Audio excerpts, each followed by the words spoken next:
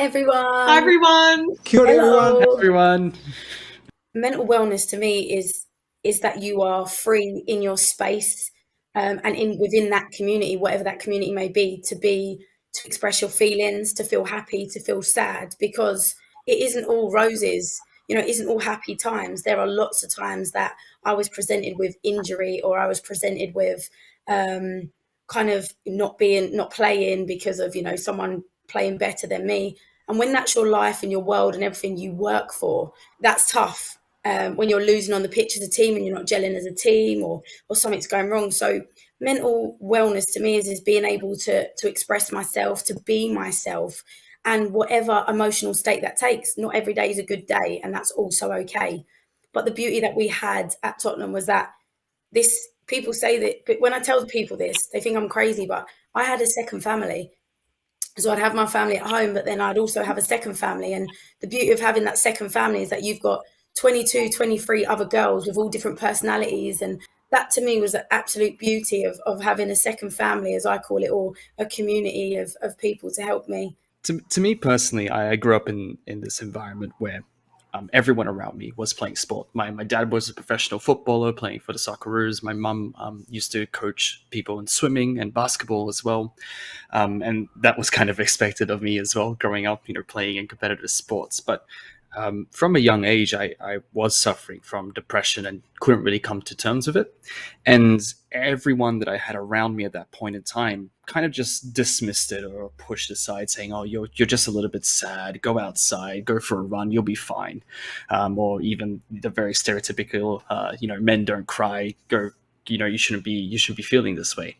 And it wasn't until I was working in Australia and working with the Oceanic Pro League commentating team for League of Legends, where I actually opened up to one of my co-on-air presenters, and he sat me down and said, "Look, that's a perfectly reasonable way to feel. It's completely normal. What can I do to help you?" And it was the first time I truly heard that from somebody, and just hearing that alone made me feel so much better. And from then onwards, I was able to take a path where I was able to seek therapy, and I was happy talking about my experience, and I was more content with the way I felt and didn't feel like I was an outcast anymore, just because I had people that were around me that were saying, "You know what, that's perfectly fine, man. We will support you no matter what, and how you feel is completely reasonable, and we're there for you if you need anything." That enough was alone. And then I really realized how important it is to have that support network and that community that's behind you, who always has your back and is just there to listen and let you know that it's okay. Shannon, before you were speaking about how you had two families. You had your family and then you had your community with sport. And that's how so many people feel with sport, and especially in Australia, it's a religion to some people. But the really harsh reality is that almost 50% of LGBTIQ plus people, especially males, intentionally exclude themselves from male team dominated sports because they don't feel welcome. That to me is just absolutely harrowing, and a lot of especially gay and bi males as well intentionally exclude themselves because they don't feel welcome, and that's because of the intentional and unintentional language that happens. The kind of casual normalization of homophobia is still absolutely rife, and at the end of the day, that's someone's place of safety. That's someone's workspace when you get to an elite level. And I find that really sad to think that people are literally removing themselves from a space because they don't feel like they can be their authentic selves. And speaking about mental health within the community, just as a whole, the LGBTIQ plus community is 4 to 5 times more likely than the straight community to take their own lives. 14% more likely to attempt suicide. That usually happens around the age of 16. With 50% of the trans community attempting suicide at least once in their lives. So not only am I incredibly passionate about this, but it's also backed up by research. I would say that the last 4 to 5 years is where mental health has become a large topic within the gaming sphere. Before that, it was something that just was never talked about. It's a predominantly male activity, and has been for a very long time, and a lot of guys that play the games just don't talk about their mental health, and they don't share that information. I would say, however, over the last 4 to 5 years, more and more people have started speaking up, and we have seen a lot of large campaigns from either video game companies or even some of the competitive esports leagues. In Australia, there was the Oceanic Pro League, which joined forces with Headspace to create an entire round of their league, which would become the Headspace round. And the entire idea was to use that weekend to promote mental health awareness.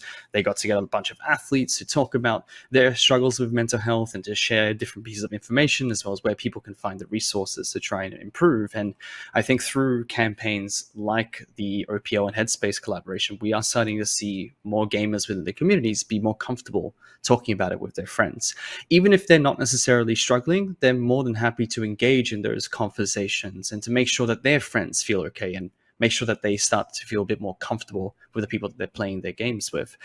So it's been really uplifting to see that just within the gaming communities itself, we're seeing more and more activism and more people being more accepting.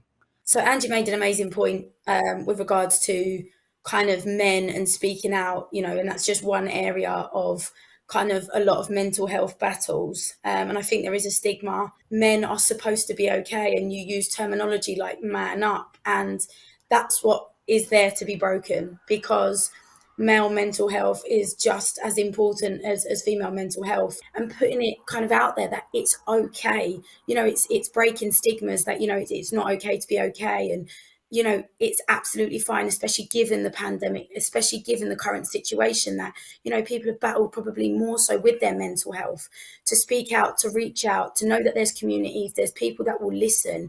And there's also professional help that's available. So it's signposting people as well. Sometimes people might not know where to start. Everyone presents mental health in different ways. Some may, kind of withdraw from a group. Some may be over chatty. Some, may get into something to use it as a distraction technique. And I work with predominantly boys, and they might call me the mum of the group sometimes. It's also about making sure for them that they are okay on every level. Like, boys, are you all right? And for us, sometimes it's let's go for a workout, or let's go for a coffee, or let's go and do something, and when we work away from home, that's tough. And men are impacted the same as women are impacted. They miss their families, they miss their friends, and that's okay. It's okay to have them feelings and emotions. I really liked what you said about everyone deals with mental health very differently as well, particularly when you said people find escape, because I remember video games being my escape. Because I was always from that sporting background. Dad's like, go and play football. Mum says, go and swim. But video games was my escape, and finding that community just to have a hobby that allowed me to escape was fantastic. And then the community that actually supported me through that was fantastic as well. And I know my dad used to speak quite a lot about how football was his escape, and that would be his way to decompress. At the time of founding the academy, he was becoming a very strong advocate for mental health, because he was known as the tough as nails defender that nobody could mess with. But then he never spoke about his own struggles, which he had kept bottled up for 20, 30 years. And finally, through the last few years of his life, he started talking about it. Like, people know that, things are okay. And I think it's really important that when people find these healthy ways to escape, that they're also supported when they do so they can not only find something to distract themselves, but then get better at the same time. When we took over the academy, we wanted to make sure we built a community of footballers of all ages. So the youngest kids that we have are 1.5 years old. They just love to run around. They'll throw the ball everywhere. And it's more just about having fun and exercising. And then we have a very serious youth squad that competes in some of the local competitions. And then we even have a group of adults that play, once or twice a week just for fun. And what we really want to spread is that community vibe. We want it not to be somewhere that you're going to just kick a ball around for an hour. We want this to be part of your life and a community that you can really rely on. And we want to just keep pushing that message forward so we can find as many footballers in Singapore to join this community and make it even bigger and bigger. Really small things that people can do, because it is up to every single individual to create a safe and welcoming space. It's our responsibility. If you hear or see something that is bigotry or discriminatory, call it out if you feel safe.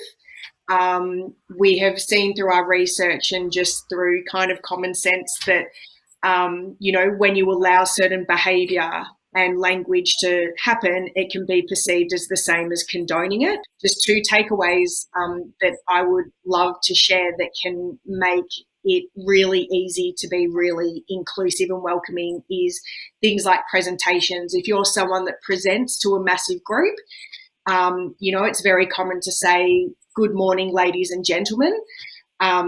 When we do that and use very gender-specific terms, it can eliminate the non-binary and gender diverse and trans community. So doing something as simple and as easy as "Good morning, everyone," it includes everyone. And also, I would also just say, never ever assume that you know how someone identifies or their sexuality. I remember it so clearly in 2017, a complete burnout, a complete breakdown.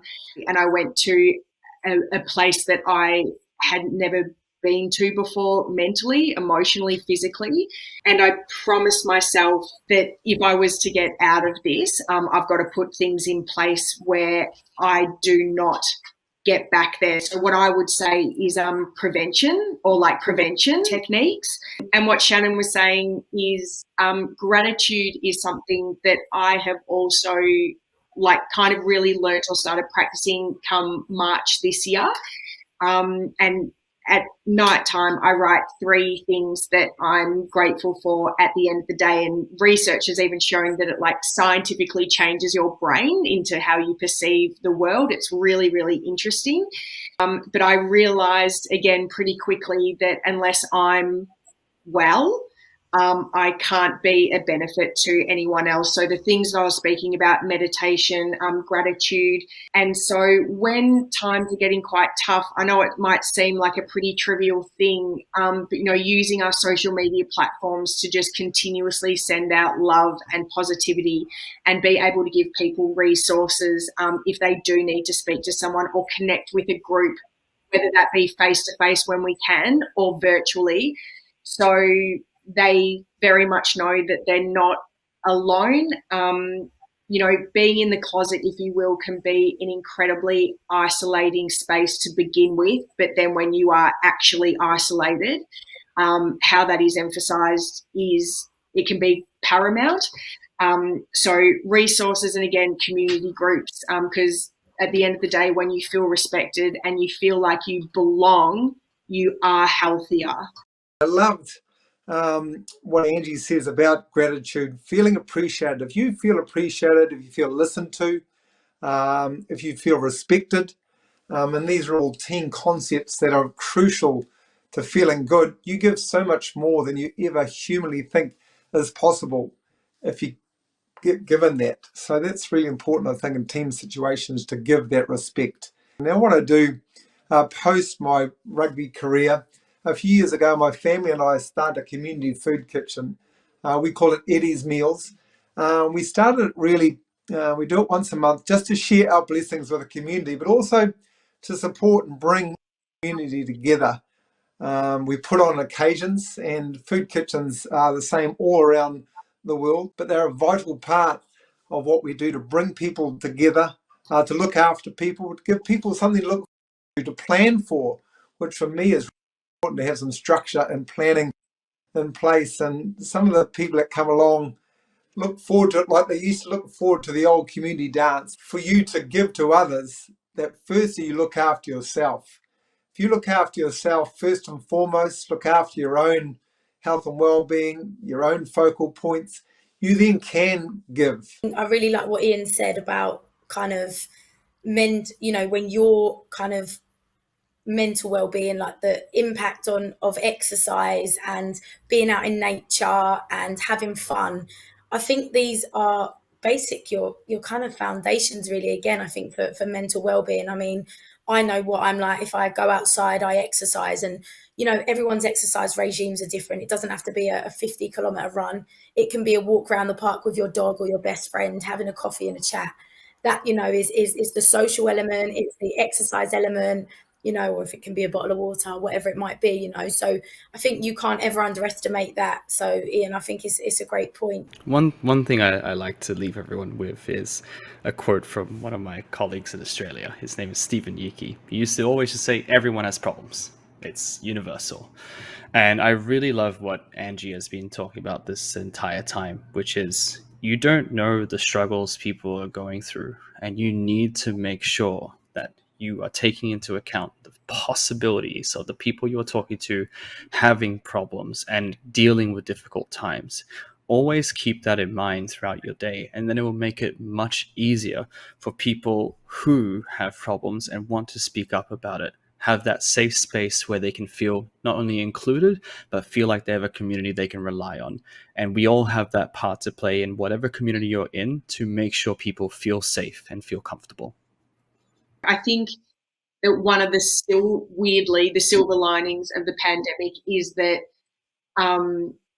every single person I know, whether I thought they were the most resilient people or the most vulnerable, everyone has spoken about mental health. I think it's really been normalized through the pandemic because everyone's experiencing something.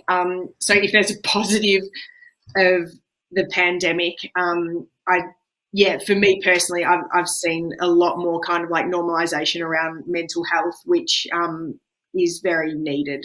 I just want to say that an old dog can learn new tricks through awareness and education. I'm really proud to say that, my dad is a reformed homophobe. He always used that language and behaviour, and my middle brother is gay. And is one of those people in the statistics who removed himself from male team-dominated sports. My dad has said publicly and also in private that his biggest regret in football and in society is not knowing how many people he hurt along the way because of his language. So just echoing what Matthew was just saying then, you don't always know who's around. You don't know how people identify. You don't know what people are going through. And so I just want to really leave it, because I don't know who's listening. I just want to say, be very proud of who you are and be who you are unapologetically. There is always light at the end of the tunnel. I love it when the sun comes out the next morning because that's the start of a new day, a start of a new opportunity. And I just really want people, firstly, to look after themselves so they can then look after others. Please do really look after yourselves, your own mental health and well-being, your own fitness requirements first, and then you can give so much more. Have the gratitude of every day and just have a think about, are my buckets full? Am I in balance? Am I in sync with the world? And if you are, you're going to have a great day. We're all going to get through this pandemic together. We're all going to come out the other end healthier, fitter, stronger, faster, mentally more prepared, so we can all live healthier, longer, better lives. Ngā mihi, thank you very much. Take care. See ya. Bye, everyone. See you, everyone.